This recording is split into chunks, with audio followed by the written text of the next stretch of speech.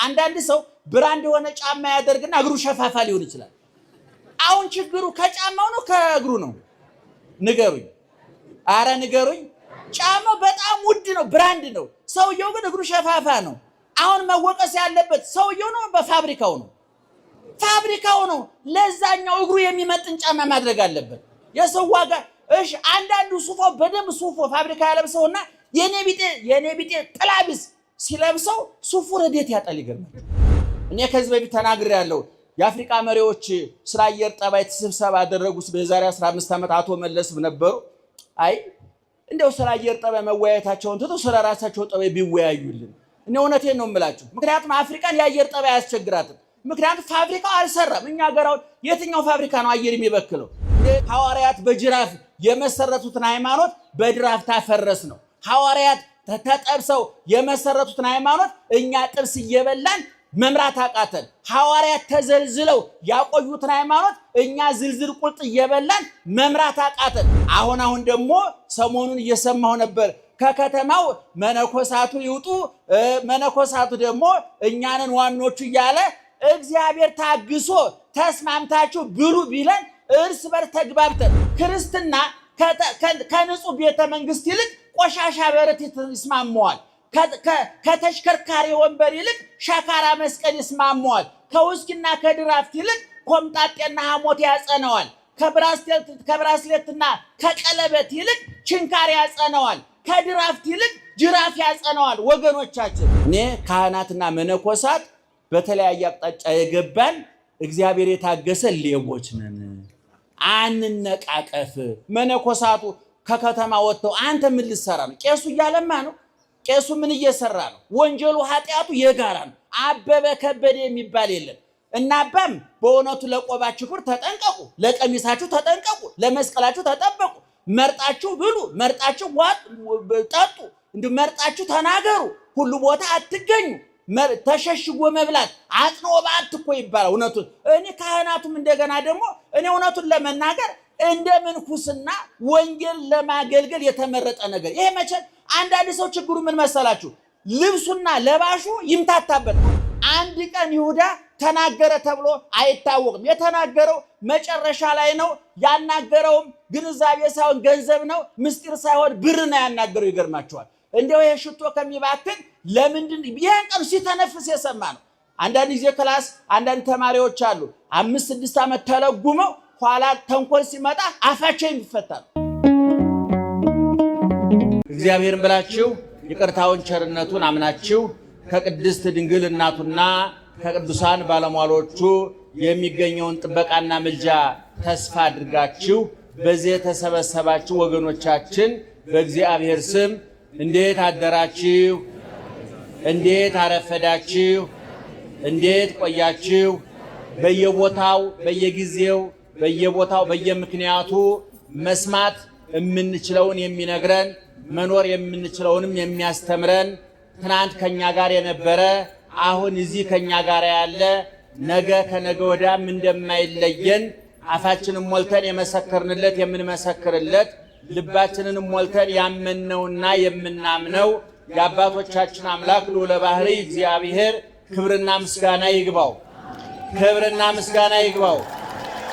ክብርና ምስጋና ይግባው።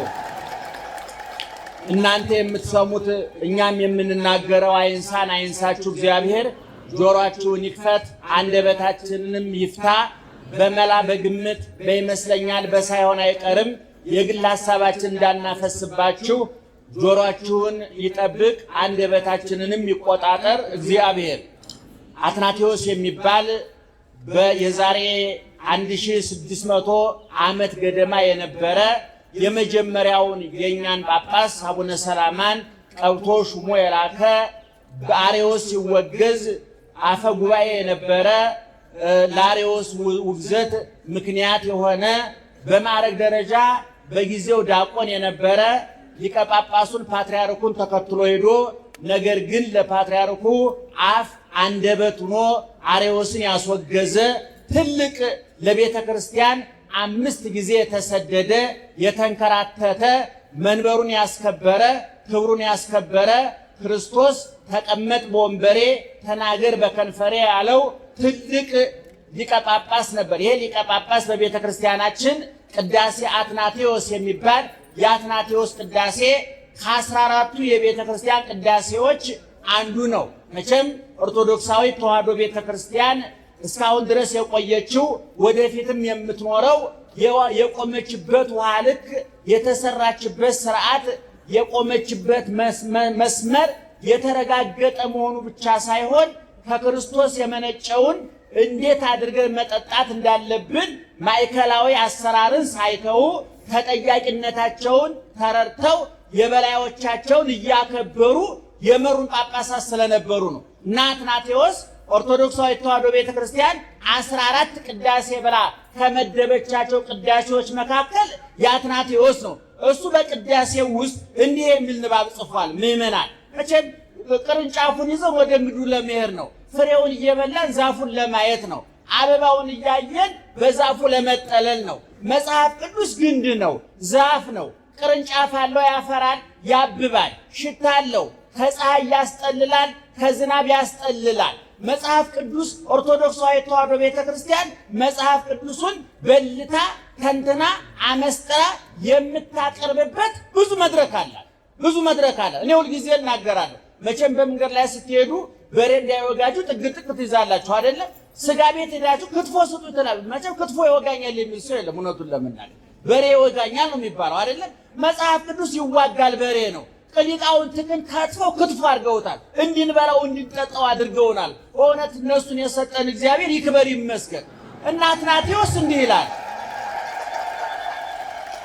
ወሉ እንዘ ከማነ ለባሰያነ ሥጋ እሙንቱ ተመሰሉ ከመ መላእክት በሕይወቶሙ አንጽሑ ነፍሶሙ ወአጻእደው አልባሲሆሙ ወኢያርኮሱ ምኵራበ ሥጋሆሙ ወተጽሕፈ ስሞሙ ውስተ መጽሐፈ ሕይወት በደመ በግዑ።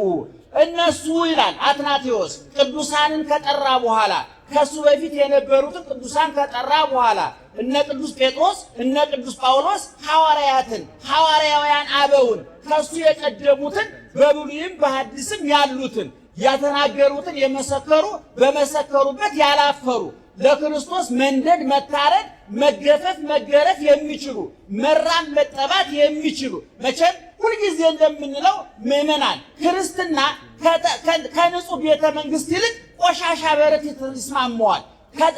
ከተሽከርካሪ ወንበር ይልቅ ሸካራ መስቀል ይስማመዋል። ከውስኪና ከድራፍት ይልቅ ኮምጣጤና ሐሞት ያጸነዋል። ከብራስሌትና ከቀለበት ይልቅ ችንካር ያጸነዋል። ከድራፍት ይልቅ ጅራፍ ያጸነዋል። ወገኖቻችን ለዚህ ነው ዛሬ ክርስትናውን ያለ ጠባዩ ከሸካራ መስቀል አውርደን ወደ ተሽከርካሪ ወንበር አመጣ ነው። ከቆሻሻ በረት አውጥተን ወደ ንጹህ ምንጣፍ አመጣ ነው። ምንጣፉ መንጻቱ አይደለም ወንጀሉ፣ ወንበሩ መሽከርከሩ አይደለም ወንጀሉ። የጸዳ አይምሮ ጠፋ። ለቢሮ የሚመጥን ለምንጣፉ የሚመጥን ለወንበሩ የሚመጥን ወንበሩ ላይ ለባለስልጣኑ ወንበሩ የተቀመጠበት እስፓናቱ ሆነ እንደመጥፎ ብሎን ተሽከረከረበት አልመጥነው አለ ማለት እና አትናቴዎስ እንዲህ አለ። ቅድም እንደነገርኳቸው ከኛ በፊት የነበሩ ሰዎች ናቸው አለ። ስጋ ለባሾች ናቸው አለ። እንደሚርበን ይርባቸዋል፣ እንደሚጠማን ይጠማቸዋል፣ እንደምንመኝ ይመኛሉ። እንደኛው እናመንዝር ቢሉ የሚያመነዝሩበት አካል አላቸው። እንብላ ቢሉ ሆድ አላቸው። እንስገብገብ ቢሉ የሚስገበገብ አይምሮ አላቸው። ሁሉ ግምጃው፣ አውራጃው፣ ሹመቱ፣ ሽልማቱ፣ ምብሉ፣ መጠጡ፣ ወርቁ፣ ብሩ አላሳሳቸውም። ያላሳሳቸው ግን ይሄ ሁሉ ይሄን የሚፈጽሙበት ሰውነት ስለሌላቸው አይደለም ማለትና ተመሰሉ ከመ መላእክት በሕይወቶሙ እንደኛ ምድራውያን ሲሆኑ ስጋውያን ሲሆኑ እንደኛው ውሱኖች ሲሆኑ እንደ መላእክት በኑሯቸው መላእክትን መሰሉ። ዳባ ለብሰው ጫካ ጥሰው ድምፀ አራዊትን ጻባጋንንትን ታግሰው በመስቀል ላይ የዋለላቸው ውለታ ገብቷቸው ችንካሩ አሟቸው ቁስሉ ጠዝጥዟቸው ጅራፉ ተሰምቷቸው ሐሞት ኮምጣጤው አንገሽግሿቸው የሞተላቸው ገብቷቸው እንደኛ ዓለምን አራግፈው ከነዚህ ክንትሉ ከነቆሻሻው ልብን ከነምኞቱ ዓይንን ከነአምሮቱ አራግፈው ጥለው በሕይወታቸው መላእክትን መሰሉ። አንጽሑ ነፍሶሙ ሰውነታቸውን ከኃጢአት ነፍሳቸውን ከኃጢአት ወአጻእደው አልባሲሆሙ ሰውነታቸውን ከክፋት ከተንኮል ወያርኮሱ ምኵራበ ሥጋሆሙ የሰውነታቸውን ቤተ መቅደስ በመጠጥ በዝሙት በክፋት በተንኮል በቂም በበቀል በጥላቻ ሳያረክሱ ሳያቆሽሹ ኖሩ። ይሄን ሁሉ ስላደረጉ አለ ወተጽፈ ስሞሙ ውስተ መጽሐፈ ሕይወት በደመ በግዑ በእስክሪብቶ በወረቀት በእርሳስ በብረት በድንጋይ ሳይሆን ቀራንዮ ላይ በፈሰሰው በአማናዊው በፋሲካችን በክርስቶስ ስለኛ ሲል በተሰቀለው በታረደው በክርስቶስ በንጹሑ በግ በበጉ ደም ስማቸው በሕይወት መጽሐፍ ተጻፈላቸው። ወንህነኒ እለ ተወለድነ በሥጋ ከማሆሙ እኛም እንደነሱ በሥጋ የተወለድ ብነ ሰለስቱ ልደታት 3 መወለጃዎች 3 ልደቶች አሉን። አሐቲ ጥምቀት ቅድስት እንተ ትሬሴና አምሳለ ክርስቶስ አንደኛዋ መወለጃችን ክርስቶስን የምታስመስለን ጥምቀት ናት። ወሃዱ ሥጋሁ ወደሙ ለክርስቶስ ዘይሰሪ አበሳ ወኃጢአተ አንዱ አበሳ ትልልቁን ኃጢአት ትንንሹን ኃጢአት የሚያነጻ የክርስቶስ ደም ነው። ወሃዱ አንብ ዘበንስሐ ዘይወፅእ እሙስጥ በአምሳለ ዮርዳኖስ አንዱ ከውስጥ እየፈሰሰ ወደ ውጭ የሚፈሰው ነፍሳችንን እያጠበ ኃጢአታችን እያጠበ የሚፈሰው ኃጢአታችንን አስበን የክርስቶስ መከራ አስበን የምናለቅሰው እንባ። እነዚህ ደግሞ ካወቅንባቸው ቅድም የጠቀስናቸውን ቅዱሳን ያስመስሉናል አለ። ይክበር ይመስገን እግዚአብሔር። እንግዲህ ይሄን አትናቴዎስን ፍሬ ከያዝ በኋላ ወደ ቅርንጫፍ ወደ ግንዱ ስንመጣ ዛሬ 3 ቅዱሳን እናስባለን። አቡነ ገብረ መንፈስ ቅዱስ መደበኛ የሚባለው በዓላቸው ጥቅምት 5 እና መጋቢት 5 ነው። ዛሬ በዋናነት የሁለቱ ቅዱሳን ሐዋርያት በዓለ ዕረፍት ነው። እንግዲህ ክርስትና የተመሰረተው በክርስቶስ ነው። ክርስቶስ ለኛ ብዙ ነገር ነው የሰጠን።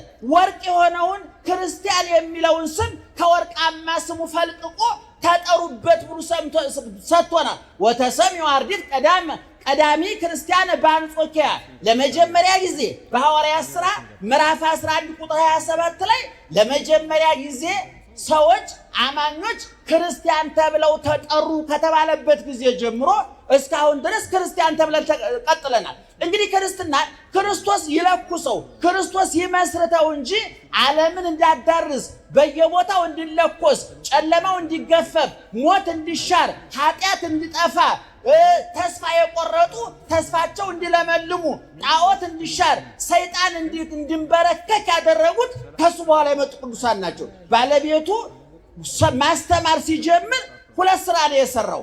አንደኛ ትምህርት ማስተማር ነው። ሁለተኛ ተአምራት ማድረግ ነው። ሶስተኛ በጎ ስራ መስራት ነው። አራተኛው ግን ምትክ መፍጠር ነው። ምትክ መምረጥ ነው። ሐዋርያትን መረጣቸው። ለጊዜው በእግራቸው ተከተሉት፣ ፍጻሜያቸው በግብር መሰሉት። በማቴዎስ ወንጌል ምዕራፍ 10 ሙሉ ስልጣን ሰጥቷቸዋል። መጀመሪያ አጋንንትን አውጡ፣ ለምጻምን አንጹ፣ እውራንን አብሩ፣ ድውያንን ፈውሱ፣ ሙት አስነሱ። ይሄ ሁሉ የእናንተ የተሟላ ያልተሸራረፈ መለኮታዊ አምላካዊ ዘላለማዊ ስልጣን ነው ብሎ ከሰጠ በኋላ ይሄ መብታችሁ ነው፣ ግዴታችሁ ግን ወናሁ እፌነወክሙ ከመ አባግዕ ማእከለ ተኩላ እንደ በጎች በተኩላ መካከል እልካችኋለሁ አለ። እናንተ በጎች ናችሁ፣ ተኩላ ይመጣባችኋል። ፍየሎች ናችሁ፣ ነብር ይመጣባችኋል። አልሚዎች ናችሁ፣ አጥፊ ይመጣባችኋል። ቀዳሾች ናችሁ፣ ሰውነታችሁን የሚያነድ የሚያቃጥል ይመጣባችኋል። እኔ ዓለምን እንደለወጥኩት እንዳሸነፍኩት ድል እንደነሳሁት እንዳንበረከኩት ሁሉ እናንተን በርቱ፣ ጠንክሩ፣ ታሸንፋላችሁ ብሎ እግዚአብሔር መርጧቸዋል። ሲመርጣቸው አስቀድሞ ነግሯቸዋል። ክርስትና ምዕመናን በደስታ በሐዘን የተጠቀለለ ደስታ ነው። በረሃብ የተጠቀለለ ጥጋብ ነው። በጥላቻ የተጠቀለለ ፍቅር ነው። በመከራ የተጠቀለለ ዘላለማዊ ደስታ ነው። ከጾም ቀጥሎ ፋሲካ አለ፣ ከሞት ቀጥሎ ሕይወት አለ፣ ከመቃብር ቀጥሎ ትንሣኤ አለ። ይሄ ዝክንትላም ቆሻሻ ርካሽና ስግብግቡ ዓለም ሲያልፍ አዲስ ዓለም ይመጣል። ትምጻ መንግሥትከ መንግሥትህ ትምጣ የምንለው ሰማያዊ መንግስት አለ እና እነዚህ ቅዱሳን አባቶቻችን ይሄን ዓለም እንዲለውጡ እንዲቀይሩ ቅድም አባታችን እንደነገሯችሁ ብርሃን ሆነው ጨለማውን እንዲገፉ ጨኩነው አልጫው እንዳጣፍጡ እነሱ እንዲለውጡት እንክርዳዱን ዓለም ወደ ስንዴ አውሬውን ዓለም ወደ ሰውነት እንዳመጡት የተላኩ ናቸው እና ቅዱስ ጳውሎስና ቅዱስ ጴጥሮስ በተለይ ቅዱስ ጴጥሮስ ኢየሱስ ክርስቶስ ከመረጣቸው 12 ሐዋርያት መካከል ነው። እንግዲህ 12ቱን በዝርዝር ለመናገር ምእመናን ቅድም እንደ አባታችን እንደነገሯችሁ በቦታ እንወሰናለን፣ ጊዜው ይገድበናል። ነገር ግን ጥር ምጥና አድርገን እነሱን መስታወት አድርገን ራሳችንን እንድናይ እነሱን መነጽር አድርገን ዓለማችን እንድንቃኝ ትንሽ ታሪካቸውን እንንገራችሁ።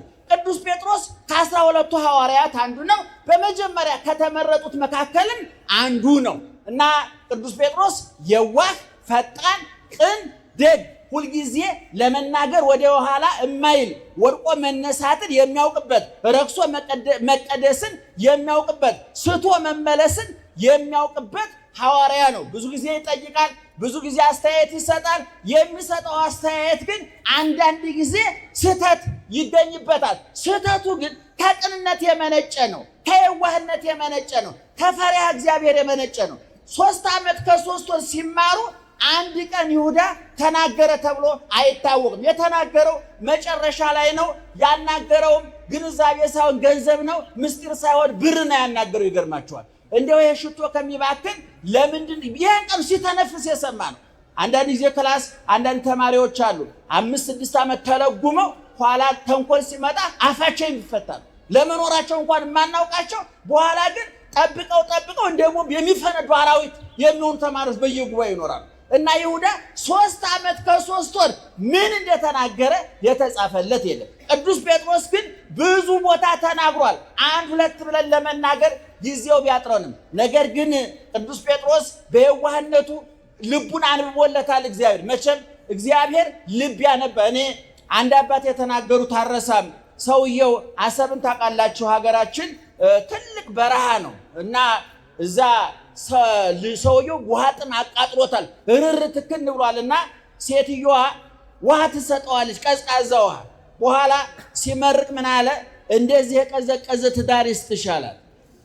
አያችሁ፣ አሁን መቼም ይሄ እርግማን ሊሆን አይችልም። ታውቃላችሁ፣ በዛ በረሃ ተቃጥሎ ውሃ ሰጥተው ሊረግማት አይችልም። እና ሴትዮዋ ደግ ስለነበረች ምን ብላ ተረጎመችለት? እንዳፍህ ሳይሆን እንደ ልብ ያድርግልኝ አለች ይባላል። ቅዱስ ጴጥሮስን እንዳፉ ሳይሆን እንደ ልቡ እያየለት ክርስቶስ ሊቀ ሐዋርያት አደረገው፣ መሪ አደረገው፣ አዛዥ አደረገው። ትእዛዙ ውጣ ግባ የበላይ የበታችነት አይደለም፣ እንደ ቅዱስ ሚካኤል ሊቀ መላእክት እንደሚባለው ማለት ነው። እና ቅዱስ ጴጥሮስ ቅድም እንደተናገርኩት ክርስቶስ ሊሰቀል ሲል ሁላችሁ ትበተናላችሁ ትክዱኛላችሁ ሲል ጌታዬ እመኒ ኩሎሙ ክህዱከ አንሰ ይክህደከ እመሂ ለመዊት፣ ጌታዬ ሁሉ ቢክዱ እኔ አልክድህም እስከ ሞት ድረስ አለ። እውነት ጴጥሮስ ዶሮ እስከሚጮህ ድረስ 3 ጊዜ ትክደኛለህ አለ። በእርግጥም ጴጥሮስ ዶሮ 3 ጊዜ ሲጮህ ቅዱስ ጴጥሮስ ካደ። ነገር ግን ወጻፋ ወበከየ መሪረ፣ ወዲያው ጮቶ ምርር ብሎ አለቀሰ። ጌታዬ አንተማ ነግረኸኝ ነበር፣ እኔ ግን በደካማነቴ ተመካው ተመጻደቅ፣ ግን ትምክቴ ጣለኝ። አሁንም ወድቄአለሁ አንሳኝ፣ ረክሻለሁ ቀድሰኝ፣ ክጃለሁ አሳምነኝ፣ ጠፍቻለሁ ፈልገኝ፣ ወጥቻለሁ አስገባኝ፣ እባክህ ጌታዬ ብሎ አለቀሰ። ወደ ቀደመ ክብሩ መለሰና ጌታ 3 ጊዜ ክዶት ነበረ። 3 ጊዜ ጴጥሮስ ትወደኛለህ? አዎ። በጎቼን ጠብቅ። ጴጥሮስ ትወደኛለህ? አዎ። ጠቦቶቼን ጠብቅ። ጴጥሮስ ትወደኛለህ? አዎ። ግልገሎቼን ጠብቅ ብሎ በጎቹ ምዕመናን እናት አባቶች፣ ጠቦቶቹ ወጣቶች፣ ግልገሎቹ ሕፃናት፣ በአጠቃላይ በፈጠርኩት ሰው ሁሉ ላይ የተሟላ ስልጣን ሰጥቻለሁ። የመንግስተ ሰማያትን ቁልፍ ሰጥቻለሁ። ያሰርከው የታሰረ የፈታው የተፈታ ይሁን ብሎ ስልጣን ሰጠው እግዚአብሔር። እግዚአብሔር የልብን ያያል ማለት። አንዳንድ ጊዜ አሁን እናቶች ሲጸልዩ አባታችን እንደው አቡነ ገብረ መንፈስ ቅዱስ እርስዎ እንደፈጠሩኝ እንዳደረጉ ያድርጉ የሚሉ እናቶች አሉ። እግዚአብሔር ሞኝ አይደለም፣ አፋቸውን ተከትሎ አይቀጣቸውም። እንደኔ ካለው ብልጣብልጥ ለፍላፊ ይልቅ የዛችን የዋህና ጸሎት ነው የሚሰማው እግዚአብሔር። ፈጣሪ ቤተ ክርስቲያን መጥተው አቦ ፈጣሪ ካሉ እኚህ ሴትዮ ልባቸው ውስጥ ፈጣሪያቸው አለ ማለት ነው። ማረም ያውቃል የኛ ጌታ፣ ማስተካከል ያውቃል የኛ ጌታ፣ የልብ ነው የኛ ጌታ። እንደ ምድራውያን ባለስልጣኖች የሚቅለበለብ ምላስ እየሰማ የልብን ሐዘን አይጨምርም እግዚአብሔር። እና ቅዱስ ጴጥሮስ ቅድም እንደነገርኳችሁ ወደ ቀደመ ክብሩ ተመለሰ። መንፈስ ቅዱስ ሲወርድ አፈ ጉባኤ ሆኖ አስተማረ። በአንድ ቀን ትምህርት 5000፣ በአንድ ቀን ትምህርት 3000 ሕዝብ አሳመነ። የመጀመሪያዋ ቤተክርስቲያን ስትመሰረት ዋና ተናጋሪ ነበረ። በመጽሐፍ ቅዱስ ከ27ቱ የሐዲስ ኪዳን መጻሕፍት 3 መልእክቶች ጻፈ። አንዱ መልእክት 5 ምዕራፍ፣ አንዱ መልእክት 3 ምዕራፍ አለው። መልእክቶቹ ጠጣር አይደሉም፣ ቀለል ያሉ ማህበራዊ ህይወት ላይ የተመሰረቱ ትዳራችን እንዴት እንምራ፣ ህይወታችን እንዴት እንምራ፣ ፈተናው እንዴት እንቋቋመው፣ ወደ ክርስቶስ እንዴት እንሄድ የሚሉ ቀለል ያሉ ሐሳብ ያለባቸው 3 ምዕራፎች ጻፈ። መጨረሻ ላይ በሮሜ ቁልቁል ተሰቅሎ ሞተ በዛሬ ቀን። ምክንያቱም ቅዱስ ጴጥሮስ መከራው ጸንቶበት ከሮሜ ከተማ ሲወጣ ኢየሱስ ክርስቶስን መስቀል ተሸክሞ ሲሄድ አገኘው። ወዴት እየሄድክ ነው? ወደ ከተማ። ምን ልታደርግ? ልሰቀል። አንተን ፈራህ፣ ታዲያ ምን ላድርግ አለ። ጌታዬ ይቅር በለኝ፣ እንደውም መልሶ ወደ ከተማው ገብቶ ስቀሉኝ፣ እኔ እንደ ጌታዬ በትክክል መሰቀል አይገባኝም፣ ዘቅዝቃችሁ ስቀሉኝ ብሎ በዛሬው ዕለት ተዘቅዝቆ ተሰቅሎ የተሞሸረበት ቀን ነው። የሱ ጌታ ቀራንዮ ላይ በሐሞት በችንካር በጅራፍ በኮምጣጤ በጥፊ በምራቅ በሾህ አክሊል በመከራ እንደተሞሸረው ቤተክርስቲያንን እንደሞሸራት ቆስሎ እንደፈወሰን ተጠምቶ እንዳጠጣን ተርቦ እንዳጠገበን ተቸንክሮ ከኃጢአት ችንካር እንደፈታን ሐሞት ኮምጣጤ ጠጥቶ የሕይወት ውሃ እንዳጠጣን አሁን ደግሞ ቅዱስ ጴጥሮስ በሮሜ ከተማ ላይ ቁልቁል ተሰቅሎ ቁልቁል ያሽቆለቆለውን ዓለም ወደ ቀደመ ቦታው ለመመለስ የራሱን ድርሻ ተወጣ። ስለዚህ ኦርቶዶክሳዊ ተዋሕዶ ቤተክርስቲያን ክርስቶስን መስሎ ክርስቶስን አህሎ ክርስቶስ በሄደበት መንገድ ሄዶ ቁልቁል የተሰቀለውን ቅዱስ ጴጥሮስ ቀን አድርጋ ዛሬ ክብሯ ብርሃናተ ዓለም ብላ የክብር ስልጣን ሰጣ። እኔ የዓለም ብርሃን ነኝ ብሎ ጌታ እናንተም የዓለም ብርሃን ናችሁ እንዳላቸው ከሱ ብርሃንነት ለኩሶ ዓለም እንዳቀጣጠለው ከሱ ጨውነት አቀምሞ ዓለም እንዳጣፈጠባቸው ቤተክርስቲያንም የክርስቶስ ናትና በአባታቸው ቤት መሾም መከበር መመስገን አለባቸውና ዛሬ አንዱ ቅዱስ ጴጥሮስ ይከበራል። ሁለተኛው ቅዱስ ጳውሎስ ነው። ቅዱስ ጳውሎስ ዝርዝር ጉዳይ አልገባም። መጀመሪያ ኦሪታዊ የነበረ ምሁረ ኦሪት መጻሕፍተ ነቢያትን መጻሕፍተ ሙሴን ጠንቅቆ ያነበበ የተማረ ብቻ ሳይሆን የብሉይ ኪዳኑ ሕግ አስከባሪ ጠበቃ የነበረ ወፈርፋደ ኮንኩ ቀናኤል ሕግ አበውየ ለአባቶች ሕግ ቀናተኛ ነኝ ብሎ የተናገረ ብሉዩን የተማረ እንዲያውም ቅዱስ ጳውሎስ በመልእክቱ ኋላ እንደተናገረው እኔ በብሉይ በኩል ብትጠይቁኝ ጥንቅቅ ባልክ ሊቅ ነኝ፣ ከገማልያል ከሊቁ ካዋቂው ከጠነቀቀው ከምሁሩ እግር ስር ቁጭ ብዬ ብሉይ ኪዳንን ተምሬ ነበረ።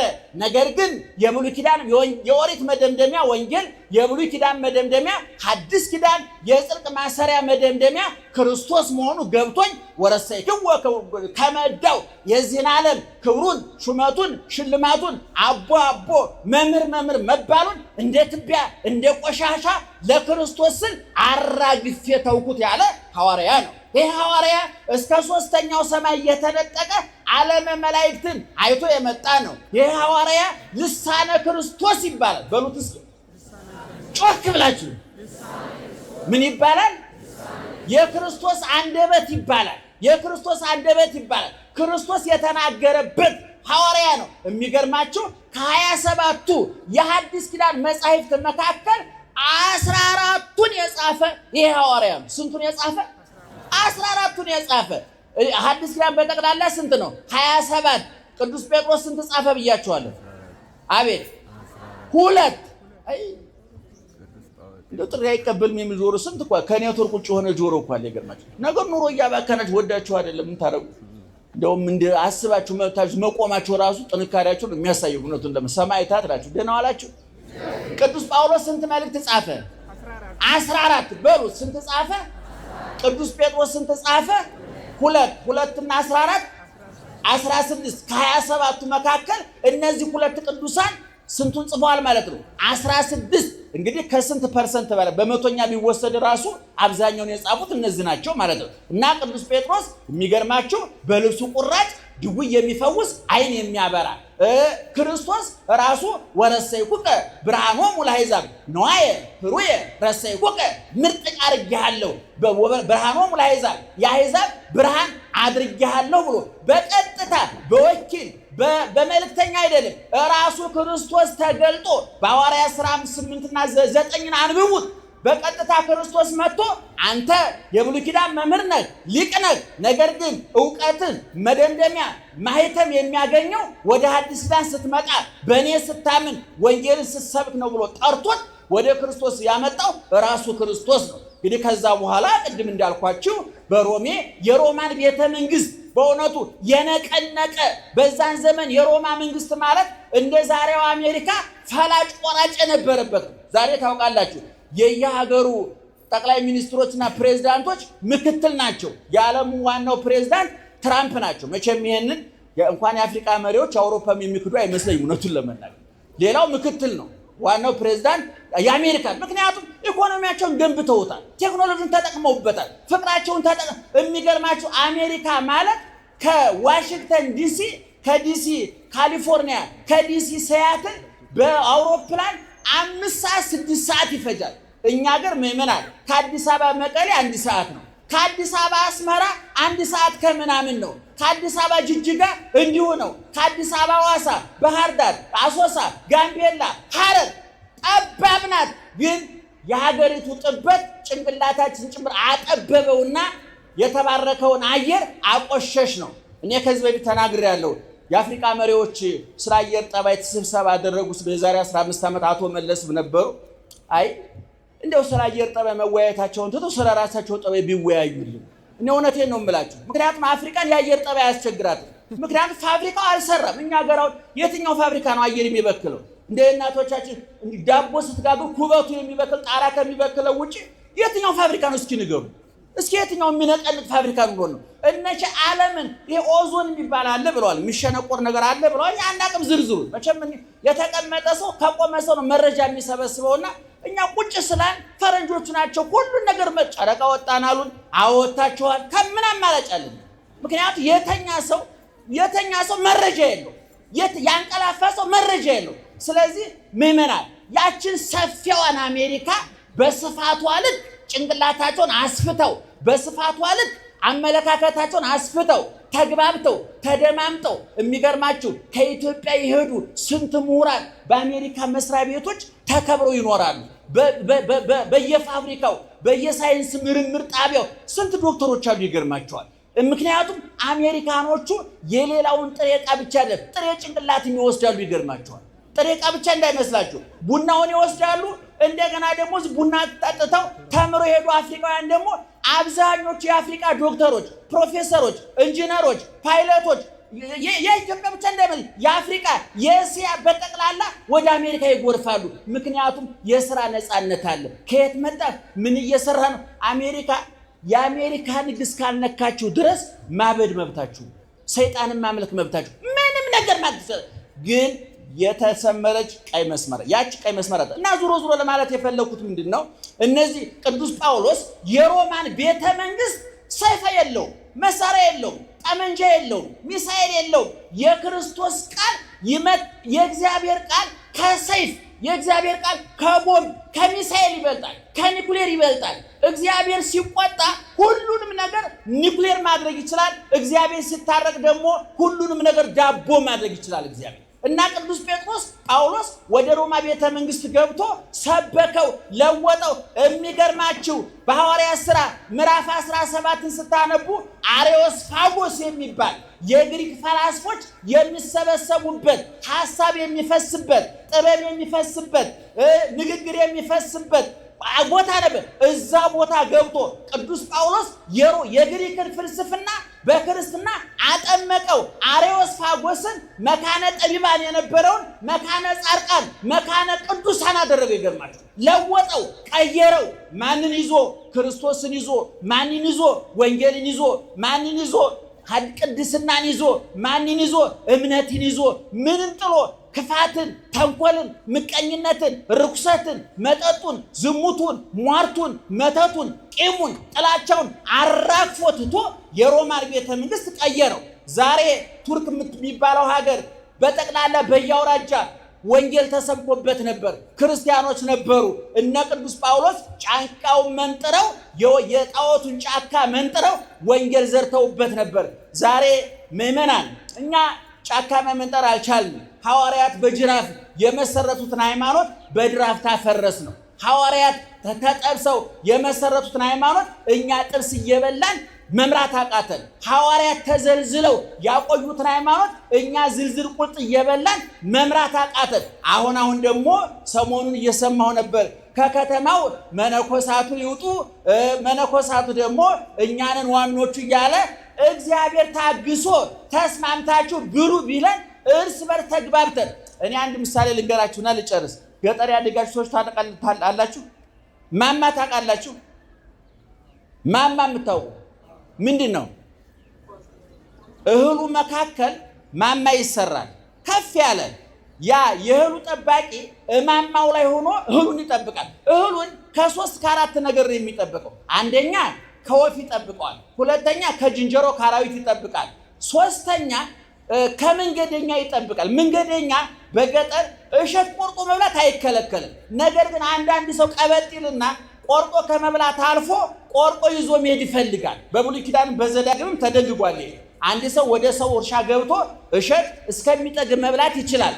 ቆርጦ ግን በከረጢት በቅርጫት ይዤ ልሂድ ካለ ስግብግብነት እና ይሄ ሰውዬ ትልቅ እርሻ ነበረው አሉና እርሻው ላይ ማማ ሰርቶ ላይ ቁጭ ብሎ እህሉን ይጠብቃል። እና ሰውየው ትንሽ አንቀላፍቷል። እና በምስራቅ አንዱ ሌባ ይመጣል፣ በምዕራብ አንዱ ሌባ ይመጣል። ስንት ሌባ መጣ? በየትና በየት? ከዛ በኋላ የምስራቁ ሌባ በአጋጣሚ እንዲህ አጮልቆ ሲያይ በምዕራብ በደቡብ የገባው ሌባ ያየዋል። ባለቤቱ መስሎታል፣ እሱ አላወቀም። ያኛውን እንዲህ ሲያይ ያኛውን ያየዋል። አሁንም ይሄኛው ሁለቱም ሌቦች። መቼም ሌባ ኮንፊደንስ የለው አይደለም። ሌባ እኮ ኮሽ ብትልበት እኮ ይበረጋል ታውቃላችሁ። እና ሁለቱም ያኛውም ደፎ እንዳይገባ ባለቤቱ በምስራቅ አለ ብሎ፣ ያኛውም ደፎ እንዳይገባ በምዕራብ ባለቤቱ አለ ብሎ እግዚአብሔር ባወቀ ሌባ ለሌባ ተፈራርቶ የሰውየው አዝመራ ተጠበቀ። እኔ ካህናትና መነኮሳት በተለያየ አቅጣጫ የገባን እግዚአብሔር የታገሰ ሌቦች ነን። አንነቃቀፍ። መነኮሳቱ ከከተማ ወጥተው አንተ ምን ልትሰራ ነው? ቄሱ እያለማ ነው። ቄሱ ምን እየሰራ ነው? ወንጀሉ ኃጢአቱ የጋራ ነው። አበበ ከበደ የሚባል የለም። እና አባም በእውነቱ ለቆባችሁ ክብር ተጠንቀቁ፣ ለቀሚሳችሁ ተጠንቀቁ፣ ለመስቀላችሁ ተጠበቁ። መርጣችሁ ብሉ፣ መርጣችሁ ጠጡ፣ እንዲሁ መርጣችሁ ተናገሩ። ሁሉ ቦታ አትገኙ። ተሸሽጎ መብላት አጥኖ ባትኮ ይባላል። እውነቱን እኔ ካህናቱም እንደገና ደግሞ እኔ እውነቱን ለመናገር እንደ ምንኩስና ወንጌል ለማገልገል የተመረጠ ነገር ይሄ መቼ አንዳንድ ሰው ችግሩ ምን መሰላችሁ? ልብሱና ለባሹ ይምታታበታል። አንዳንድ ሰው ብራንድ የሆነ ጫማ ያደርግና እግሩ ሸፋፋ ሊሆን ይችላል። አሁን ችግሩ ከጫማው ነው ከእግሩ ነው? ንገሩኝ። አረ ንገሩኝ። ጫማው በጣም ውድ ነው፣ ብራንድ ነው። ሰውየው ግን እግሩ ሸፋፋ ነው።